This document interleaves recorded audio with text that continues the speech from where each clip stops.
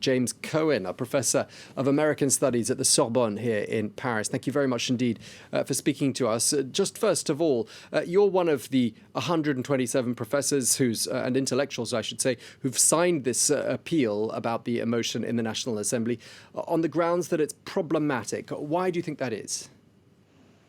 Well, the main reason that I think it's problematic, and I think all the other signatories would say the same, is that by equating anti-Zionism with anti-Semitism, you're broadening the definition of anti-Semitism too much. Everybody's against anti-Semitism among those who signed the statement, of course, but when you extend it to criticism, certain types of criticism of the state of Israel, then you're going very far afield, and you're including in the definition forms of opposition to the policies of the state of Israel that are part of free speech and part of ordinary democratic life, especially when Israel is not conducting itself in a very democratic way, shall we say.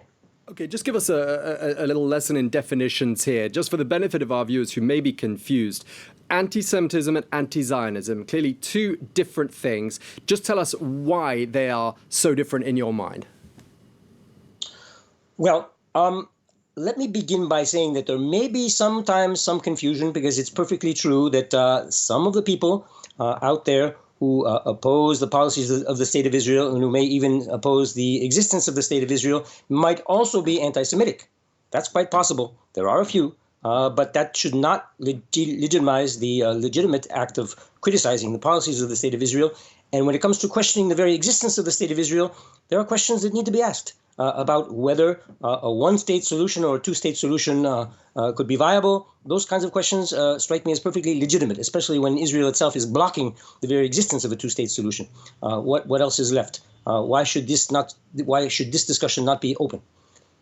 Okay, so clearly people are using the idea of anti-Zionism as a way to spread hatred of Jewish people, and that is part of the objective. That's part of the goal. That, you know, stemming that kind of behavior is very much at the heart of what they're trying to achieve with this motion, isn't it?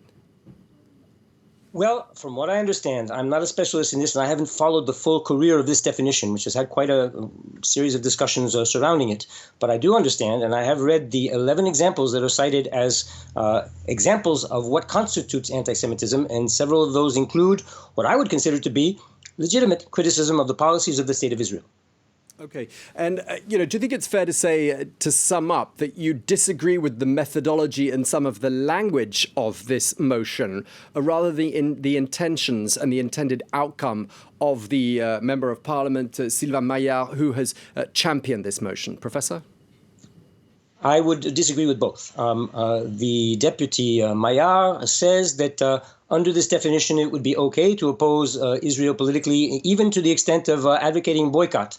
Well, wonderful. There are some people who do advocate that. But I think that the intention of this is certainly to stifle further debate that would lead in the direction of criticizing Israel and its policies toward the Palestinians.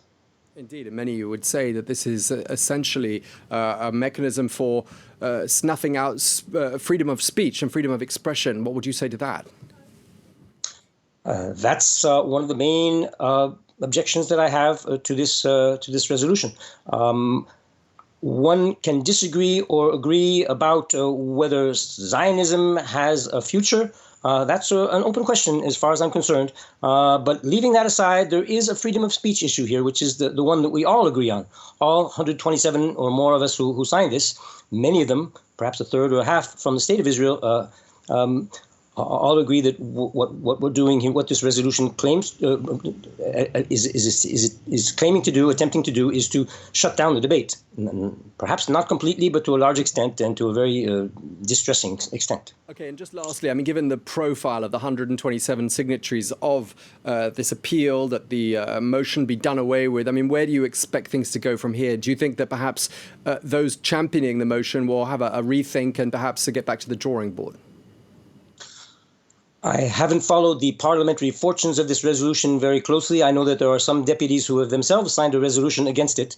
I would hope that a majority will rally against it. I'm not sure that that will happen because the majority party will probably apply some form of party discipline here. But I hope there will be some dissidents and some real questioning of the pertinence of this resolution. All right. Well, thank you so much for speaking to us. Professor James Cohen at the Sorbonne in Paris. Thank you so much.